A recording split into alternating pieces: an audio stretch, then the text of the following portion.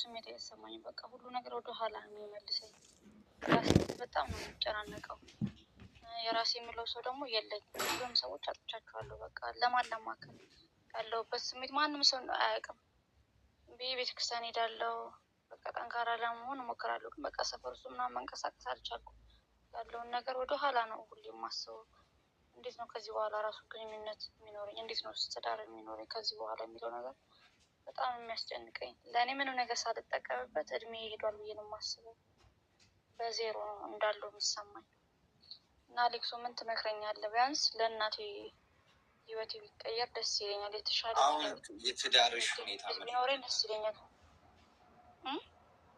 ምን ላይ ነው የትዳርሽ ሁኔታ?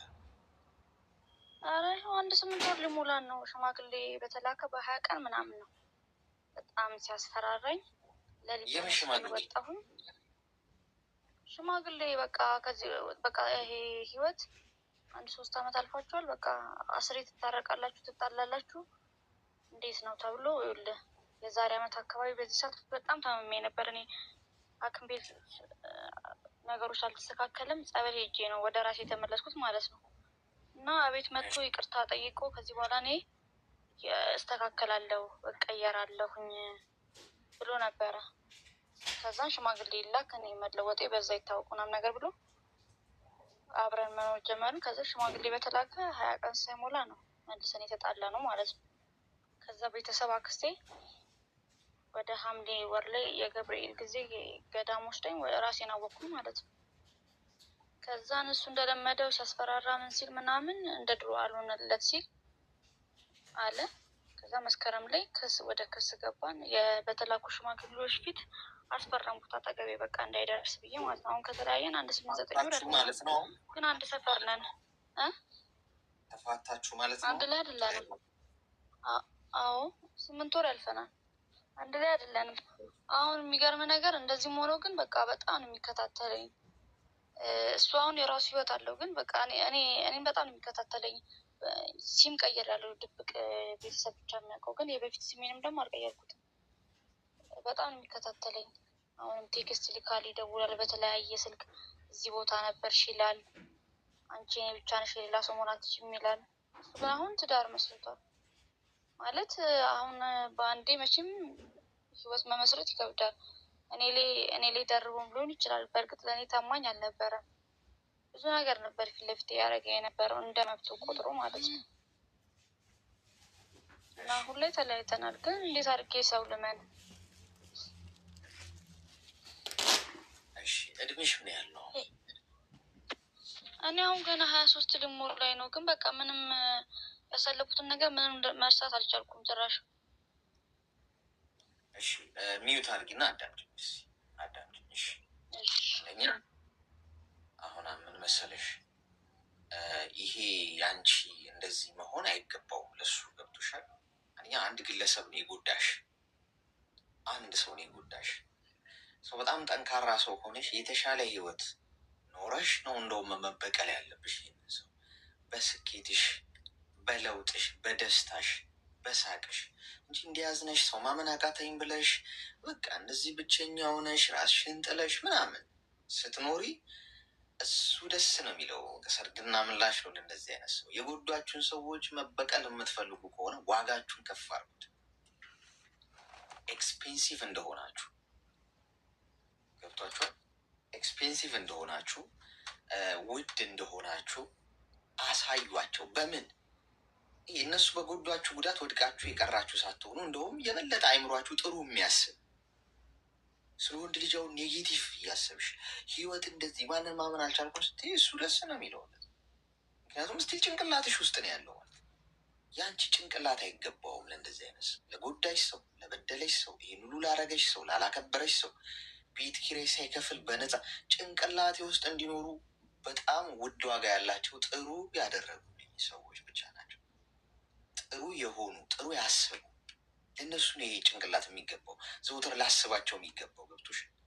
አይምሬ ውስጥ ኤክስፔንሲቭ የሆነ አይምሮ ውስጥ ኤክስፔንሲቭ ሰዎች ናቸው የሚቀመጡት እንጂ የረከሰ ሰው የወደቀ ራሱ የጣለሽ የገፋሽ እንዴት እዚህ ውስጥ እንዲገባ ትፈቅጃለሽ? ጎድቶሻል፣ አይ ነው፣ ግን አውልቀሽ ጣዩ። ወደፊት ትልቅ ነገር ይጠብቅሻል። በራስሽ ተማመኝ። በጣም ቆንጆ ሴት እንደሆንሽ እመኝ። ብዙ ሰው የሚፈልግሽ ተወዳጅ እንደሆንሽ፣ ህይወትሽ ወደፊት መቀጠል እንደሚችል እልህ የያዝሽ ከለውጥሽ ጋር ስራ ጀምረሻል። አሁን ገንዘብ ያዥ ምናምን የተሻለ ስኬታማ የቢዝነስ ሰው ስለመሆን በጎን ሌሎች ንግዶችን መጀመር ምናምን ራስሽን ስኬታማ ሴት ስለማድረግ ገብቶሻል። ሰው ሲያይሽ ያ ሰው እድገትሽ፣ ለውጥሽ፣ ሳቅሽ እያማረብሽ ህይወትሽ እያማረ ደግሞ ልባም የሆኑ ደግሞ ፈጣሪ የሰጠሽ ደግሞ አንድ ሰው በህይወትሽ ደግሞ ይመጣና ህይወትሽን ደግሞ የበለጠ ገነት ያደርገዋል። ያኔ የጎዶች ሰዎች ገብቶሻል። ወድቀሽ እንድትቀሪ ነው የሚፈልጉት በመሰረቱ። ስለዚህ ከጭንቅላትሽ ነቅለሽ አውጪው። አይገባውም ጭንቅላትሽ ከዛሬ ጀምሮ አንቺ እንድታስቢው። ገብቶሻል አይደል? ከዛ አካባቢ ከዛ ኤንቫይሮንመንት ራቂ። ከተጎዳሽበት ቦታ አዲስ ህይወት ያስፈልግሻል። አዲስ ገጽ መግለጥ አለብሽ። አዲስ መንገድ መጓዝ መጀመር አለብሽ። እያመሰገንሽ ጤነኛ በመሆንሽ እያመሰገንሽ ፈጣሪ የሰጠሽን ህይወት በደንብ አመሰግናለሁ እያልሽ ወደፊት መጓዝ ነው። ወደፊት ብዙ ነገር ይጠብቅሻል። ወደኋላ የምታዩት ጎበዝ አንዴ ዞር ብላችሁ አየት አድርጋችሁ መመለስ ብቻ ነው። እሱ ኤክስፒሪየንስ ለመውሰድ ብቻ ነው። ምን ስህተት ሰራው፣ ምን ነበር ፌል ያደረጉት፣ ድማር ለወደፊቱ የሚለውን ብቻ አየት አድርጋችሁ ወደፊት ብቻ እንጂ አንዳንድ ሰው ስታክ ያደርጋል ወደኋላ ዞሮ አይቶ በቃ እዛው የኋላችሁ የትናንታችሁ ላይ ማለት ነው። ስለዚህ እንደዛ ነው መሆን ያለበት። እሺ የእኔ እናት ተግባባል። ዲክሱ እግዚአብሔር ያክብርልኝ። እሺ አመሰግናለሁ በጣም እሺ። እኔም አመሰግናለሁ። እሺ በርቺ። እሺ እሺ። አስቸጋሪ ነው ፍቅር እኮ በቃ አሁን በቃ ኧረ እኛ አሁን እንዴት ነው ቆይ እንዴት ነው የምናገባው? ይህንን እየሰማን ጎበዝ ያገቡት ራሱ እኮ እዚህ ነው በቃ እንትን የከባድ ሚዛን ላይ ናቸው። ከባድ ጉዳይ ላይ ናቸው ያሉት። ምንድን ነው ነገር? ወይስ ሲንግልነት ይለምልም? ጎበዝ ሲንግልነት ቢለመልም ይሻላል ወይስ እናለምልመው? እናለምልመው ይለምልም እንበል ወይ ታሪክ። እሺ በርጋ ዝም ብሎ ነው የሚሽከረከረው። ኔትወርካችሁን አስተካክሉት። ወይ የኔ ኔትወርክ ነው ችግሩ ወይ የእናንተ ነው። ክብራትና ክብራን 1900 ሰዎች አላችሁ። ከስሜ ጎን ያለውን ልብ ቅርጽ ምልክት እየነካችሁ ሜምበር ሁሉ ውስጥ ሜምበር ያልሆናችሁ ሰዎች ወይ ደግሞ ፒን አደርግላችኋለሁ። እነዚህ ሄሎ፣ አይ ሰላም ሰላም፣ እንኳን ደህና መጣ። እንኳን ደህና ቆየን። ምን እንታዘዝ?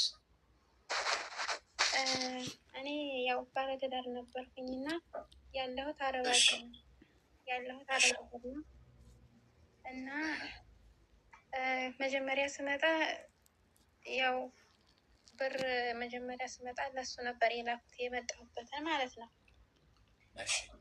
ከዛ እዛ አብረን እንዳለን ብር ላለክለት ቃል ገብቼለታለሁ ማለት ያው እኔ በሰው ፊት ሳይሆን እኔ እና እሱ ብቻ ማለት ነው። እና እኔ ብር ማለት እኔ ህጋዊ ባልሽ ነው? አዎ። እና እኔ ብር ማለት እኔ እና እሱ እዛ መጀመሪያ ስንኖር ግብቡነት ብዙም የለንም እና የብር የመያዝ አቅም ስለሌለው እኔ አረብ ሀገር ቆሜ ሰርቼ ለአንተ ብር አልክልህም ብዬ ቃል ገብቼለታለሁ ማለት ነው። ቃል የገባት ጭራሽ? እሺ። አሁን ማለት በሰርችም እንትን ብልክለትም ቁም ነገር ላይ ስለማይውለው እና አንተም ስራ ባለህ ነገር ስራ ተቋቋም፣ እኔም ደግሞ አንተም ደግሞ ትክክለኛ ሰው ከሆንክ እንሻላ የሰራሁበትን ደግሞ ያን የምንጠቀምበት ይሆናል ብዬ ከዛ ቀጠልኩኝ። የመጣሁበትን እዳይን ከፈልኩኝ። ከዛ ከፍየው እያለ አላከችልኝም ብሎ ካደኝ። ከዛ ለምንድን ነው እንደዛ የምትለው? ምን ሆነህ ነው ምናምን ብዬ ስለው አይ ድጋሚ ላኪልኝ አልበቃኝም፣ የላክሽልኝ አልበቃኝም ምናምን ሲለኝ እኔ ከመጣሁበት በላይ የጥፍ ጥፍ አድርጌ ነው የላኩለት ማለት ነው። ከዛ በቃ እኔ ካልፈለግሽ ብር በእኔ ምናምን ካላስገባሽ ካለግሽ ምናምን አለ። አይ እንዲህ አይነቱ አይመቸኝም፣ አንተም ስራ እኔም እዚህ እየሰራሁ ነው፣ የሰው ፊት እያየሁ ነው ምናምን ብያልኩት እና በቃ ቤተሰብም ዘንድ ሄዴ ለሰውም በቃ የሚያወራው ክዳኛለች፣ ከርታኛለች፣ ብር አትልክልኝም፣ እንደገና ደግሞ የሄደችበትንም ዕዳዋን አልከፈለችኝም ምናምን ብሎ ሲል ከዛ ብዙ ሰው በቃ ለብዙ ሰው እንደዛ ብሎ ሲያወራ እኔ በራሴ ካርድ ሞልቼ ደውዬ ለምን ነው እንደዚህ የምትለው የላኩልህን ለምን ትክደኛለህ ምናምን ብዬ ስለው አይ ዝም ብዬ ነው ምናምን እኔ አላልኩም ዝም ብለው ነው የሚያወሩሽ ምናምን ብሎ አለኝ። ከዛ ሲለኝ እንደዛ ነገሩ በጣም እየገፋ መጣ ወደ እኔ ማለት ነው። እንዲያውም በቃ የእኔ ዘመድ ቤተሰብ ምናምን የሆኑት ካላክሽለት እኛ ከራሳችን እንከፍለዋለን ለምን ነው ማትለኪለት ምናምን ሲሉኝ እኔ እንዴ ሰው እኮ ነው የማስበው እንኳን የመጣሁበትን ቀርቶ ሌላም ነገር መላክ እንትን እላለሁ ለምን ነው ስሜን የሚያበላሸው ምናምን ብያልኩኝ። ከዛ በቃ ይብን አድርጎ በቃ አላከችልኝም የሄደችበትንም ስልክ ማትደውልልኝም ማትልክልኝም ምናምን ብሎ አወራ። ከዛ በቃ እኔም ጋር ተነጋገር ድጋሜ ስጠይቀው አዎ አላክሽልኝም ምናምን ብሎ አለኝ። እሺ እንግዲያውስ አንተ ያልከው መጀመሪያ ሰው ያለኝ እውነታቸውን ነው። ለእኔ አምጥተው ያዋሩኝ ሰዎች አልዋሹም ምናምን ብያልኩኝ። እሺ አልኩኝ። አብረን በቃ በዛው ተዘጋጋን። እሱም ካላከችልኝ የሆነ እሱ የሚያስበው በቃ እኔ እዚህ መጥቼ ለሱ ቤት በቃ ባጃጅ ቦታ ሱቅ ምናምን እንዲከፍትለት ነበር ያሰበው። እኔ እንደዛ አይነቱ ነገር አይመቸኝም ብዬ ታውኩት። ከዛ እያለን ብዙ አመት 2 አመት ሚሆን ተኮራረፍን እና ቤተሰብ ደግሞ አስተራረቁን ማለት ነው። ሲያስታርቁን ከዛ ያ የ2 አመት ብር ያኔ በሆነ አጋጣሚ ጠፋብኝ። በቃ ወደ 700 ሺህ ብር የሚሆን ጠፋብኝ። ከዛ ያኔ በሱ ምክንያት ማለት ነው። እሱ እኔ መጀመሪያ እንደዛ ሲለኝ ሲክደኝ ያው እያየሁት ልልክለት ነው ነበረ እያየሁት ሁኔታውን አቅጣጫውን ምናምን እያየሁት ልልክለት ነበር። ግን እሱ እንደዛ ሲመልሰኝ እኔም ያው መቼም ለእኔ ስላላለው ይሆን አላውቅም ጠፋ ብሩ እና አሁን አረብ ሀገር በቃ ከወጣችበት ጀምሮ